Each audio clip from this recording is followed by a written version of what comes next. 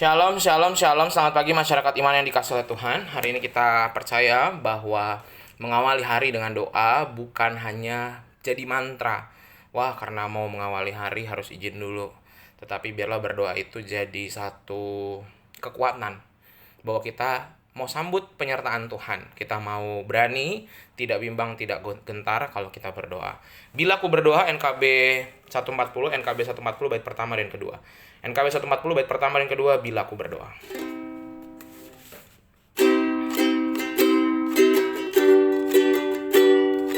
Tuhan sambut jiwaku bila ku berdoa,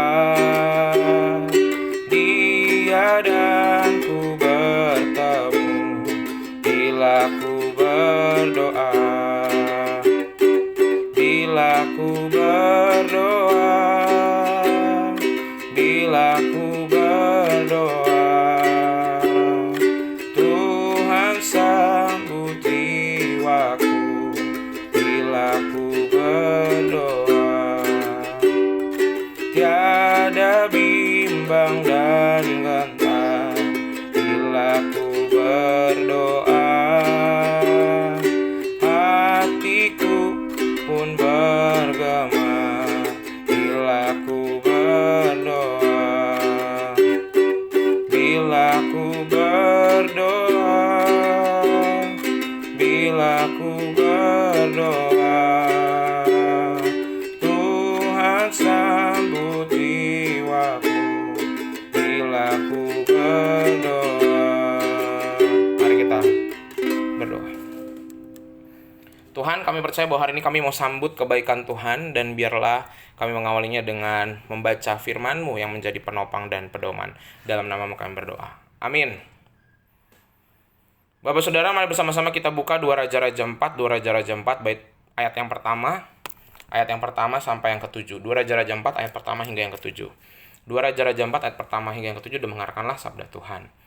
Salah seorang dari istri-istri para nabi mengadukan halnya kepada Elisa sambil berseru, "Hambamu suamiku sudah mati dan engkau ini tahu bahwa hambamu itu takut akan Tuhan. Tetapi sekarang penagih hutang sudah datang untuk mengambil kedua orang anakku menjadi budaknya." Jawab Elisa kepadanya, "Apakah yang dapat kuperbuat bagimu? Beritahukanlah kepada aku apa yang kau punya di rumah." Berkatalah perempuan itu, "Hambamu ini tidak mempunyai sesuatu apapun di rumah, kecuali sebuah buli-buli berisi minyak." Lalu berkatalah Elisa, "Pergilah mintalah bejana-bejana dari luar daripada segala tetanggamu, bejana-bejana kosong tetapi jangan terlalu sedikit. Kemudian masuklah, tutuplah pintu sesudah engkau dan anak-anakmu masuk, lalu tuanglah minyak itu ke dalam segala bejana. Mana yang penuh, angkatlah." Pergilah perempuan itu daripadanya, ditutupnyalah pintu sesudah ia dan anak-anaknya masuk, dan anak-anaknya mendekatkan bejana-bejana kepadanya sedang ia terus menuang. Ketika bejana-bejana itu sudah penuh, berkatalah perempuan itu kepada anak-anaknya, "Dekatkanlah kepadaku sebuah bejana lagi." Tetapi jawabnya kepada ibunya, "Tidak ada lagi bejana." Lalu berhentilah minyak itu mengalir. Kemudian pergilah perempuan itu memberitahukannya kepada abdi Allah, dan orang ini berkata, "Pergilah, jualah minyak itu, bayarlah hutangmu, dan hiduplah dari lebihnya, engkau serta anak-anakmu." Bapak Ibu Saudara, tidak mudah bagi seseorang untuk selalu rendah hati. Apalagi kalau hidupnya tuh lagi mendapatkan berkat anugerah Tuhan, pertolongan dari Tuhan. Kecenderungannya adalah untuk memegahkan diri. Dan ketika kita memegahkan diri tanpa sadar, kita tuh kadang-kadang sadar nggak sadar tuh merendahkan orang lain. Apalagi kalau orang-orang di sekitar kita juga adalah orang-orang yang baik, keadaannya juga baik, gitu ya. Sehingga kita jadi susah untuk memperhatikan orang-orang yang lebih susah dari kita. Nah, nama Elisa ini makin populer. Ketika dia menggantikan gurunya Elia, dia dianggap sebagai pemimpin. Dia adalah hamba Allah, dan dia dihormati oleh para raja sebagai bukan hanya nabi, tapi penasehat.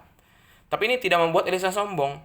Ia tetap dapat didekati orang-orang kecil, janda miskin, seperti cerita ini bisa minta tolong sama dia. Dan kepeduliannya itu luar biasa.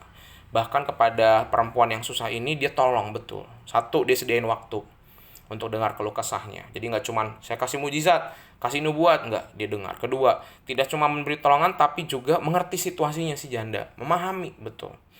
Tujuan dari sikap Elisa adalah bukan hanya dia beri pertolongan, tetapi berharap bahwa si janda juga memanfaatkan apa yang ada. Bukan tiba-tiba, tong minyaknya ada. Enggak, disuruh bawa bejana. Jadi apa yang kita punya kita bawa di hadapan Tuhan, baru Tuhan nanti lengkapin dan pakai kita lebih.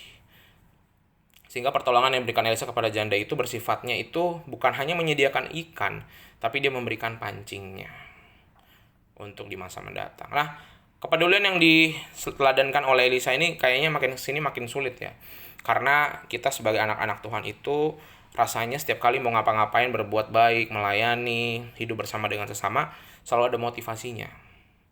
Dan kadang-kadang kita lihat dulu nih orangnya berbuat baik juga nggak sama saya, dia menguntungkan saya apa enggak. Kalau dia nggak menguntungkan, ngerugiin, nyakitin, nyurangin, ngapain saya tolong. Nah, tetapi sebagai hamba Allah justru itu nggak boleh. Kita justru harus menyalurkan berkat. Kita nggak perlu menanti berkat dari orang lain. Kita harus jadi berkat. Kalau orang lain nggak jadi berkat buat kita, menyakiti kita, nggak apa-apa. Yang penting saya tetap memberkati. Gitu. Jangan kita malah jadi membagi kutuk, memberi kutuk. Jangan, nggak boleh.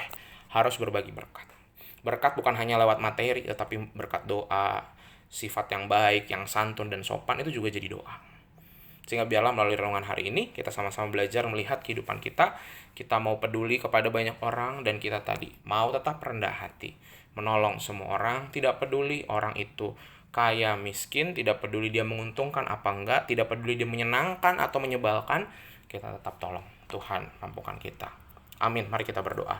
Ya Tuhan, terima kasih untuk firman-Mu hari ini. Biarlah firman-Mu menguatkan kami, mengingatkan kami melalui Nabi Elisa agar kami senantiasa menjadi berkat dan tidak pandang bulu, tidak hanya lihat menolong orang-orang yang dekat dan baik sama kami, tetapi orang-orang yang bahkan melukai kami, menyusahkan kami tetap membantu. Kami serahkan ya Tuhan, kehidupan kami, perjuangan kami, apa yang kami hadapi hari ini, hanya dalam nama-Mu, Tuhan Yesus, Juru Selamat kami telah berdoa.